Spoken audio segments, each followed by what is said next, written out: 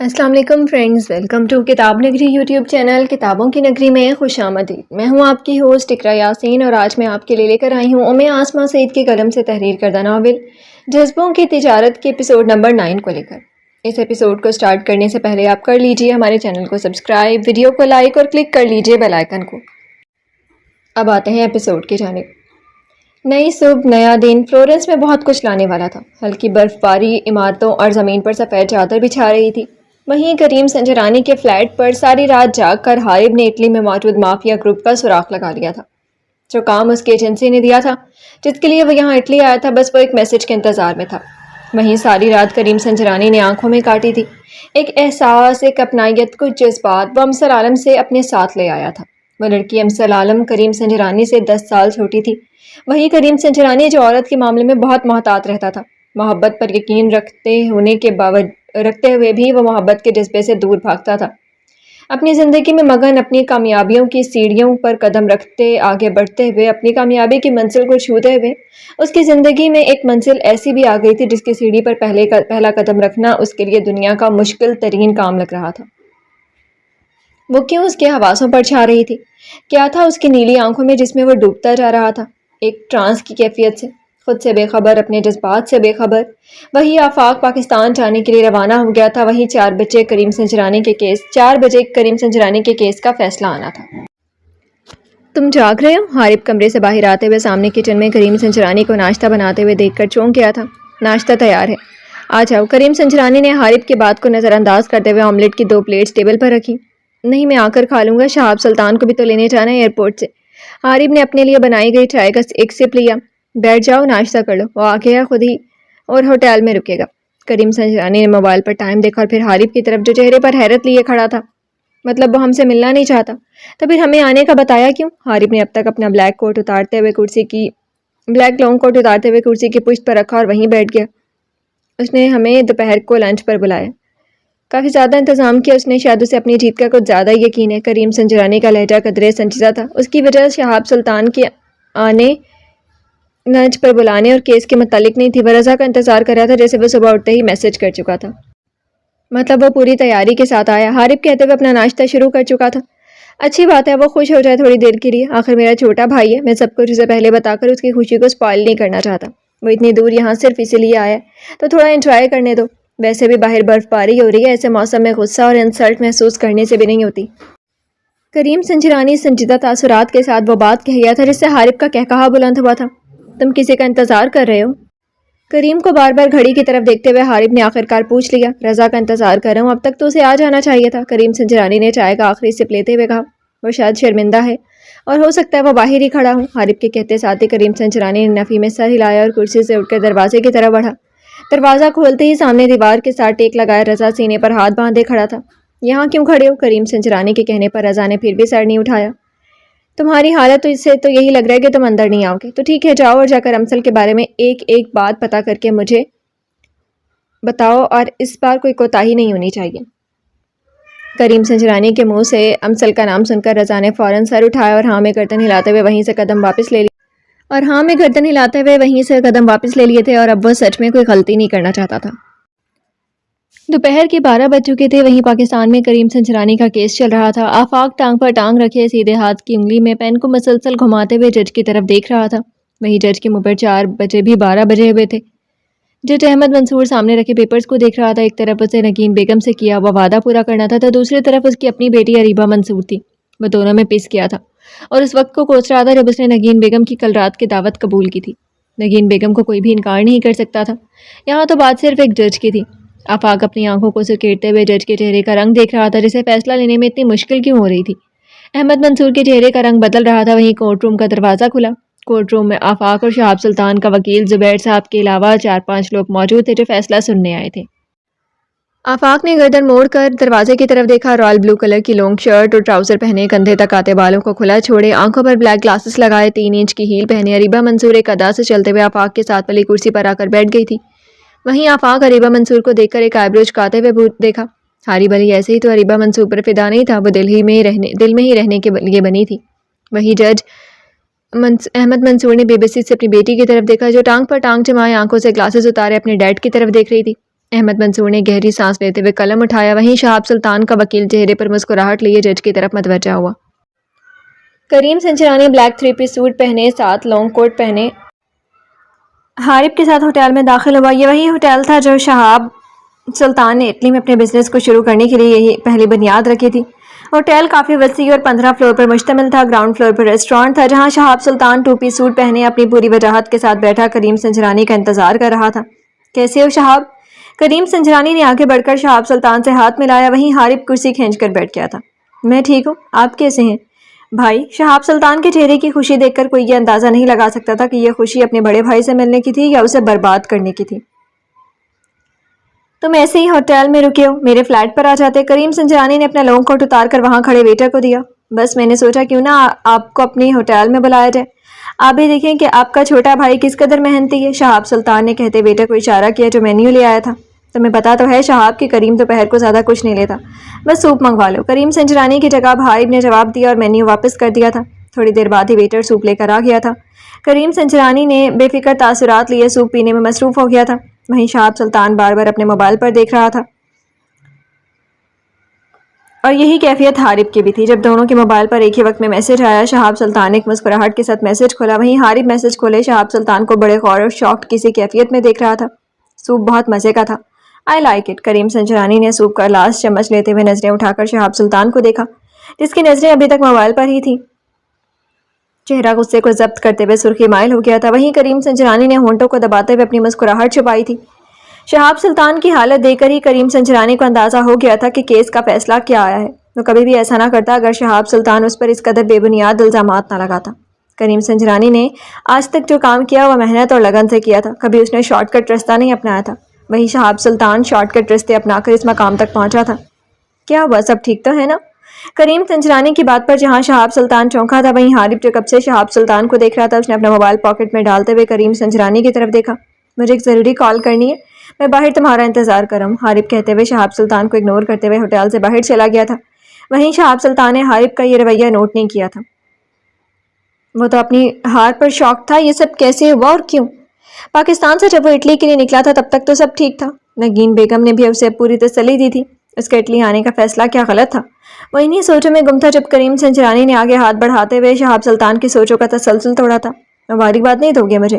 کریم سنجرانی کی ایک مسکراہٹ میں بہت کچھ تھا۔ شہاب سلطان اپنے اندر کئی جذبات کو کنٹرول کر گیا تھا۔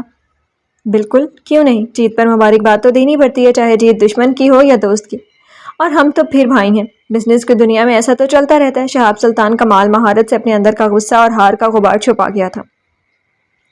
صحیح کہا شہاب، تو پھر آج کا لنچ میری طرف سے، اور ہاں، میں نے تمہاری گاڑی میں کچھ سامان رکھوایا ہے ممی جی کے لیے، وہ انہیں دے دینا، میں مزید رکتا لیکن مجھے کچھ کام ہے، کریم سنجرانی نے کہتے ساتھ ہی بیٹے کو اپنا کوٹ لانے کا اشارہ کیا۔ وہیں شہاب سلطان اپنی جگہ سے اٹھ گیا تھا۔ ضرور، میں ممی کو تمہارے گفٹس دے دوں گا۔ شہاب سلطان کے جواب پر کریم سنجرانی کے چہرے پر مسکراہٹ آ گئی تھی۔ اوکے، اللہ حافظ، کریم سنجرانی نے کہتے ہوئے ہوٹل کے خارجی دروازے کی طرف چلا گیا تھا، اور جیسے ہی کریم سنجرانی نے ہوٹل سے باہر قدم رکھا، اس کے کانوں نے کچھ شور کی آواز سنائی دی جو ہوٹل کے اندر شہاب سلطان نے غصے سے ٹیبل پر رکھی ساری چیزوں کو زمین بوس کرنے کی تھی۔ ہاری پہلے سے ہی گاڑی کے پاس کھڑا تھا اور رضا گاڑی کے اندر تھا۔ برف باری اب ہلکی ہو گئی تھی۔ تم باہر کیوں کھڑے ہو؟ کریم سنجرانی نے دروازہ کھولتے ہوئے گاڑی کے اندر بیٹھ گیا۔ وہیں حارب اس کے ساتھ ہی پچھلی سیٹ پر بیٹھ گیا تھا۔ کریم، تمہیں یہ عجیب سا محسوس نہیں ہوتا کہ شہاب نے تم پر ایلیگل پراپرٹی رکھنے اور خام تیل کو اسمگلنگ کرنے کا الزام کیوں لگایا؟ یہ کوئی چھوٹی بات نہیں ہے، حارب نے بات کرتے ہوئے کریم کے چہرے کے تاثرات کو دیکھا۔ حارب، تم خود سمجھدار ہو، تمہیں یہ بھی نہیں پتا جو چور ہمیشہ دوسروں پر اپنی سوچ کے مطابق الزامات لگاتے ہیں۔ چور کبھی اپنے دائرے سے باہر نکل کر نہیں سوچتا، اس لیے وہ وہی بات اور وہی الزام دوسروں پر لگاتا ہے جو وہ خود کر چکا ہوتا ہے۔ اب سمجھ گئے تم؟ کریم سنجرانی نے کہتے ہوئے اپنے بیگ سے کالی فائل نکالی جس میں امثل کی پوری تفصیل تھی جو رضا نے کریم سنجرانی کو ہوٹل میں آنے سے پہلے دی تھی۔ لیکن وہ تو تمہارا بھائی ہے، وہ ایسا کیوں کرے گا؟ حارب کو جو بات پریشان کری تھی وہ اسے کریم سنجرانی کے چہرے سے کہیں بھی دکھائی نہیں دے رہی تھی، اور وہ دل سے دعا کر رہا تھا کہ وہ جو سوچ رہا ہے اور اسے جو انفارمیشن ملی ہے وہ غلط ہو۔ بھائی ہی بھائی کا دشمن ہوتا ہے حارب۔ وہ جائیداد اور پیسے کے معاملے میں یہ بھول جاتا ہے کہ سامنے اس کا بھائی ہے یا باپ۔ تم نے کبھی بہن، ماں یا بیٹی کو دیکھا جائیداد اور پیسے کے لیے بھائی باپ یا شوہر پر کیس کرتے ہوئے یا اسے جان سے مارتے ہوئے؟ بس یہاں بھی وہی بات ہے، اور شہاب سلطان یہاں میرا بھائی ہے۔ کریم سنجرانی نے فائل بند کرتے ہوئے ایک نظر حارب پر ڈالی جو اپنے کان کی لو کو مسلتے ہوئے کچھ سوچ رہا تھا۔ کوئی پریشانی ہے تو مجھے بتاؤ، کریم سنجرانی کے پوچھنے پر حارب نے موبائل پاکٹ سے نکالا اور وہی میسج کریم سنجرانی کو دکھایا۔ मैसेज को देखते ही करीम संजरानी के माथे पर बल पड़ गए थे। बस सोच भी नहीं सकता था कि हारिब इतनी जल्दी यहाँ तक पहुँच जाएगा। अभी तुम रुक जाओ, शौक तो मुझे भी लगा, ये देखकर पहले मेरा शक था, मुझे यकीन हो गया, मुझे कुछ करना पड़ेगा।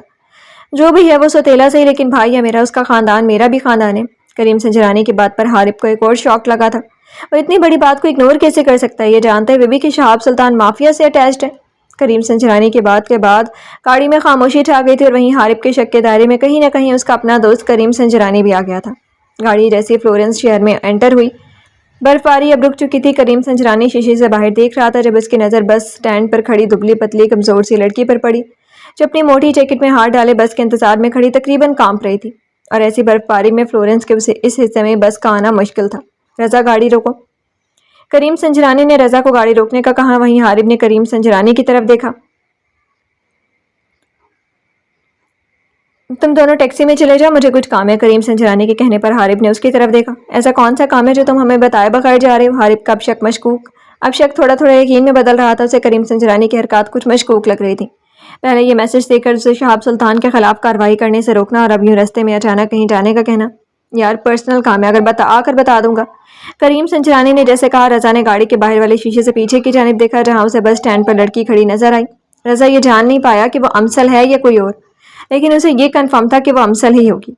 हारिब साहब, हम चलते हैं। करीम साहब ठीक कह रहे हैं। रज़ा के कहने पर हारिब ने गुस्से से अपने होंठों को दबाया और बिना कुछ कहे गाड़ी से बाहर निकल गया था। इसे क्या हुआ? करीम संजरानी ने हारिब को ऐसे देखकर कहा। रज़ा ने कंधे उचका दिए। खैर इसे बाद में देख लूंगा, मुझे अपनी जैकेट दो। करीम संजरानी ने अपना कोट उतारते हुए रज़ा से उसकी जैकेट ली। रज़ा इस सारी कार्रवाई को समझ नहीं पा रहा था। वह बस हुक्म की तकमील करके अब गाड़ी से बाहर आ गया था। करीम संजरानी ने जाकर गाड़ी की ड्राइविंग सीट संभाल ली थी। तुम्हारी की इज्जत लूट ली है करीम ने, जो यूँ खाली शर्ट के साथ गाड़ी से बाहर आ गए हो। हारिब ने अपना थोड़ा बहुत गुस्सा रज़ा पर उतारा। बस यही समझने, चले टैक्सी में, नहीं तो मेरा यहाँ ही बर्फ का मुजस्मा बन जाएगा। रज़ा कहते हुए हारिब के साथ कुछ फासले पर खड़ी टैक्सी की तरफ चले गए। करीम संजरानी ने गाड़ी अनवाल के पास लाकर रोक दी थी, जो बस स्टैंड पर खड़ी बस का इंतजार कर रही थी। टैक्सी पर वो जा नहीं सकती थी। गाड़ी रोकते ही अनवाल 2 कदम पीछे हटी। वो कभी कॉलेज से अकेली घर नहीं आई थी, कभी अमसल ले आती और तो कभी उसके साथ उसके फ्रेंड बस में आ जाती, और आज दोनों में से कुछ भी नहीं हुआ था। अमसल कॉल नहीं उठा रही थी और अनवाल की दोस्त आज कॉलेज नहीं आई थी। गाड़ी रुकते ही करीम संजरानी जैसे ही गाड़ी से बाहर निकला, अनवाल उसे देखकर गहरी सांस लेकर रह गई थी। कैसी हैं आप? यहाँ अकेले? यकीनन आप बस का इंतजार कर रही होंगी। करीम संजरानी ने अनवाल के पास कुछ कदमों के फासले पर खड़े होते हुए कहा। जी बस का इंतजार कर रही हूँ। अनवाल अब काफ़ी हद तक रिलैक्स हो गई थी। कल रात से बर्फबारी हो रही है और आपको पता होना चाहिए कि इस बर्फबारी में बस का आना मुश्किल होता है। आप मेरे साथ चलिए, मैं छोड़ आता हूँ आपको। करीम संजरानी ने बात को लंबा करने के बजाय टू द पॉइंट कहा। नहीं थैंक्स, मैं आप ही का इंतजार कर लेती हूँ, वो बस आने वाली होंगी। अनवाल ने कहते हुए दोबारा अमसल को कॉल मिलाई, जिस पर मुसलसल बेल जा रही थी, लेकिन वो रिसीव नहीं कर रही थी और फिर से बर्फबारी शुरू हो गई थी। आप मुझ पर यकीन कर सकती हैं, करीम संजरानी ने अनवाल के सर्दी से कांपते हाथों को देखते हुए दोबारा कहा। वहीं अनवाल बगैर जवाब दिए फौरन गाड़ी का दरवाज़ा खोलकर बैठ गई थी। वो जानती थी कि अमसल नहीं आएगी, घर भी वो कॉल कर चुकी थी, और अब करीम संजरानी पर एतमाद करते हुए उसके साथ जाने के अलावा और कोई रास्ता नहीं था। गाड़ी में बैठते ही उसमें लगे हीटर ने अनवाल के बर्फ पड़ते वजूद को गरमाइश दी थी। करीम संजरानी दूसरी तरफ आकर ड्राइविंग सीट संभाल चुका था। ये गाड़ी आपकी है क्या? अनवाल ने सीधा करीम संजरानी से पूछा था, जिसकी वो तवक्को नहीं कर रहा था। नहीं, ऑफिस की है। मैं ऑफिस के काम से फ्लोरेंस से बाहर गया था, वापसी पर बस यहाँ से गुजरते हुए आपको देख लिया। आप बताएं माँ जी की तबीयत कैसी है? करीम संजरानी ने फौरन बात को बदलते हुए सवाल कर डाला। वो मज़ीद झूठ नहीं बोल सकता था। आप मेरी मम्मी को माँ जी क्यों कहते हैं? वो आपकी मम्मी तो नहीं है? अनवाल अपनी छोटी आंखों को जो उसे अपने बाप से मिली थी उसे मजीद सुकेरते हुए पूछा। माँ तो माँ होती है, चाहे किसी की भी हो, दर्जा तो उनका माँ का ही रहता है ना। करीम संजरानी ने गाड़ी का मोड़ काटते हुए उस दुबली पतली लड़की को देखा जो अपने वजूद से ज़्यादा एक्टिव थी। पॉइंट है आपकी बात में, आप ही की तरह बातों में से बातें निकाल कर अपनी बात को सही साबित कर ही देते हैं।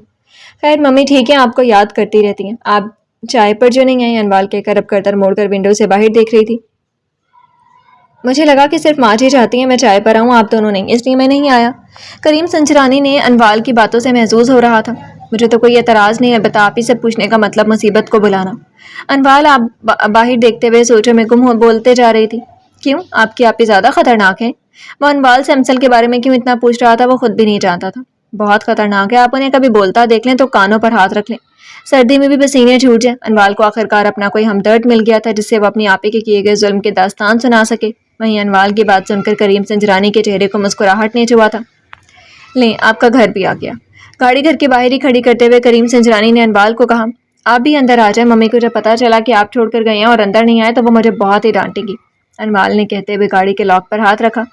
لیکن آپ کی آپ ہی، کریم سنجرانی نے کچھ سوچتے ہوئے کہا۔ وہ شاید گھر پر نہیں ہے، میں نے گھر کال کی تھی، آپ آ جائیں، انوال کہہ کر گاڑی سے باہر آ گئی تھی۔ وہ آج دوسری ملاقات میں کریم سنجرانی سے اتنی مانوس ہو گئی تھی جیسے وہ اسے صدیوں سے جانتی ہوں۔ کریم سنجرانی نے گہرا سانس لیا اور گاڑی کو لاک کرتے ہوئے انوال کے پیچھے گھر میں داخل ہو گیا تھا۔ زلیخا بیگم کریم سنجرانی کو دیکھ کر بہت خوش ہوئی تھی۔ وہ تو یہ سوچ کر بیٹھ گئی تھی کہ اب اس نرم دل انسان سے دوبارہ ملاقات نہیں ہوگی۔ گھر کے اندر داخل ہوتی ہی کریم سنجرانی نے ایک نظر میں گھر کا جائزہ لے لیا تھا۔ گھر زیادہ بڑا نہیں تھا، 3 کمروں پر مشتمل تھا۔ ایک چھوٹا کچن اور کچن کے ساتھ ہی ٹی وی لاؤنج تھا جسے ڈرائنگ روم کے طور پر استعمال کیا جاتا تھا۔ کریم سنجرانی ٹی وی لاؤنج میں بیٹھا زلیخا بیگم کو سلام کرتے ہوئے وہیں بیٹھ گیا تھا اور کریم کو ایک بار پھر دیکھ کر زلیخا بیگم کا چہرہ کھل اٹھا تھا۔ دونوں ٹی وی لاؤنج میں بیٹھے ہوئے تھے۔ انوال جیسے ہی چائے بنا کر لائی، گھر کا دروازہ کھلنے کی آواز پر انوال نے اپنی چھوٹی آنکھیں بڑی کرتے ہوئے کریم سنجرانی کو وارن کیا۔ وہیں کریم سنجرانی جو چائے کا کپ پکڑنے ہی والا تھا، ہاتھ پیچھے کرتے ہوئے اب بس اٹھنے کی تیاری میں تھا۔ وہ سمجھ گیا تھا کہ امسل آئی ہوگی، وہ اسے اتنا گھبرا کیوں رہا تھا۔ وہ نہیں جانتا تھا، وہ اس لڑکی کا سامنا نہیں کرنا چاہتا تھا جو اس کی آوازوں پر چھائی ہوئی تھی۔ لیکن ایک تو برف باری کو بھی آج ہی ہونا تھا، اوپر سے میرا موبائل یونیورسٹی رہ گیا، اور انوال تم ذرا انتظار نہیں کر سکتی تھی؟ میں نے مارکیٹ سے ہو کر سامان لے کر تمہیں لینے جانا تھا۔ ایک تو اتنی برف باری میں مجھے اتنا لمبا راستہ پڑا، اور میڈم وہاں بس اسٹاپ پر ہی نہیں تھی۔ کسی کا احساس ہی نہیں ہے تمہیں؟ امسل اپنی موج میں بولتی ہوئے انوال پر غصہ اتارتے ہوئے جیسے ٹی وی لاؤنج میں داخل ہوئی، اس کی زبان کو وہیں بریک لگی تھی، اور سامنے صوفے پر بیٹھا کریم سنجرانی جس سے شدت سے انوال کی بات کا احساس ہو رہا تھا اور بس کسر کانوں پر ہاتھ رکھنے کی رہ گئی تھی۔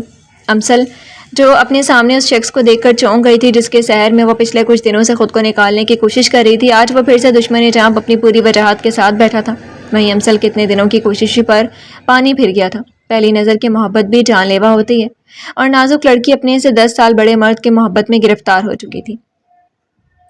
امسل آپ کا میں نے انتظار کیا تھا، آپ نہیں آئی تو وہاں سے کریم بھائی گزر رہے تھے تو وہ مجھے چھوڑنے آ گئے۔ انوال کی بات پر امسل کا سکتہ ٹوٹا تھا۔ کریم بھائی؟ یہ کون سی یہاں رشتہ داری بنائی جا رہی تھی؟ وہ نہیں جانتے تھے۔ ہاں مجھے دیر ہو گئی تھی۔ امسل نے خود کو کمپوز کیا اور ٹی وی لاؤنج کے ساتھ بنے کچن کی طرف چلی گئی۔ میں چلتا ہوں، انشاءاللہ پھر کبھی آ جاؤں گا۔ کریم سنجرانی نے اب وہاں سے جانے میں ہی بہتری سمجھی۔ نہیں بیٹا بیٹھو، چائے تو پی لو۔ زلیخا بیگم کریم سنجرانی کی بے چینی سمجھ گئی تھی۔ وہیں کچن میں کھڑی امسل کے دل میں ہلچل مچ گئی تھی۔ وہ ابھی تو آئی تھی اور وہ اب جا رہا تھا، ابھی تو اس نے اس شربتی آنکھوں والے کو جی بھر کے دیکھا بھی نہیں تھا، اپنی نیلی آنکھوں کو سیراب نہیں کیا تھا، اور وہ یوں اسے پیاسا چھوڑ کر جا رہا تھا۔ آپ کے حصے کی چائے کوئی نہیں پیے گا، اس کو آپ کو ہی ختم کرنی ہوگی۔ ہاتھ میں پلیٹ پکڑے امسل ٹی وی لاؤنج میں داخل ہوئی۔ وہیں کریم سنجرانی کی سانس میں سانس آئی تھی۔ آج تک اسے کسی نے گھر سے نہیں نکالا تھا، اور آج اگر امسل اسے گھر سے نکال دیتی تو کریم سنجرانی کی شان و شوکت رتبہ مٹی میں مل جانا تھا۔ یہ لیں چائے کے ساتھ میٹھا کھائیں، کہتے ہیں میٹھا کھانے سے سردی کم لگتی ہے۔ ویسے تو میں انوال کے لیے لائی تھی، پر کہتے ہیں کہ گھر آئے مہمانوں کا پہلا حق ہوتا ہے۔ کریم سنجرانی جو پلیٹ سے سویٹ کا ٹکڑا اٹھانے والا تھا، امسل کی دوسری بات سن کر ایک پل کو اس کا ہاتھ رک گیا تھا۔ وہ جو آج صبح سے ہی کیس جیت کر آیا تھا، دوسرے بندے کو 1 منٹ میں گھما دینے والا، آج امسل کے سامنے خود گھوم گیا تھا۔ وہ کیا کہنا چاہ رہی تھی پل میں کچھ اور دوسرے لمحے کچھ، وہ اس نازک سی لڑکی کی حرکتوں اور باتوں کو سمجھ نہیں پا رہا تھا۔ شاید عورت کو سمجھنا واقعی مشکل کام ہوتا ہے۔ سر کو جھٹکا دے کر وہ سیدھا ہو کر بیٹھ گیا تھا۔ اگر آپ کہتی ہیں تو میں اسے ہاتھ بھی نہیں لگاتا۔ وہ جو کب سے خاموش بیٹھا تھا اس کی بھی اب بس ہو گئی تھی۔ ارے کریم بیٹا، اس کی باتوں کا برا مت بناؤ، یہ ایسی ہی بولتی ہے۔ زلیخا بیگم کے کہنے پر امسل نے اپنی ہنسی ہونٹوں میں دبائی۔ وہیں کریم سنجرانی نے گہرا سانس لے کر چائے کا پہلا گھونٹ لیا، اور وہی گھونٹ اس کے حلق میں پھنس گیا جب امسل نے اس کی گاڑی کے بارے میں پوچھا۔ باہر گاڑی آپ کی ہے؟ امسل نے کہتے ہوئے کچن میں رکھے سامان کو بیگ سے نکال رہی تھی۔ نہیں میری نہیں ہے، میرے باس کی ہے۔ کریم سنجرانی جو پہلے دن سے ہی جھوٹ بول چکا تھا، اب ایک مینیجر یہ گاڑی تو نہیں رکھ سکتا تھا۔ وہی میں سوچ رہی تھی کہ ایک ہوٹل کا مینیجر ماسیراٹی گریکل برانڈ کی کار کیسے رکھ سکتا ہے جو 75,000 یورو کی ہے۔ امسل لاپرواہی میں بولے جا رہی تھی۔ وہیں کریم سنجرانی نے اپنی نانی ٹائی کی نوٹ ڈھیلی کی۔ اتنی سردی میں بھی اسے اپنے اندر حدت کا احساس ہوا تھا۔ انوال نے ٹھیک کہا تھا، اس کے آپ ہی بولنے پر آئے تو سردی میں بھی پسینے آ جاتے ہیں۔ کریم سنجرانی کا حال بھی یہی ہو رہا تھا۔ میرے ہوٹل کا بوس میرا دوست بھی ہے، بس اس لیے کبھی کبھی اس کی گاڑی لے آتا ہوں۔ کریم سنجرانی نے چائے کا کپ وہیں دوبارہ ٹیبل پر رکھ دیا تھا جس میں صرف ایک گھونٹ لیا تھا۔ آج کی چائے اس پر اتنی بھاری پڑے گی اس نے سوچا نہیں تھا۔ جی تو فرینڈز، کیسی لگی آپ کو آج کے ایپیسوڈ؟ کمنٹ سیکشن میں ضرور بتائیے گا۔ پھر حاضر ہوں گے ناول کے نیکسٹ ایپیسوڈ کے ساتھ، تب تک کے لیے اجازت دیجیے۔ شکریہ، اللہ حافظ۔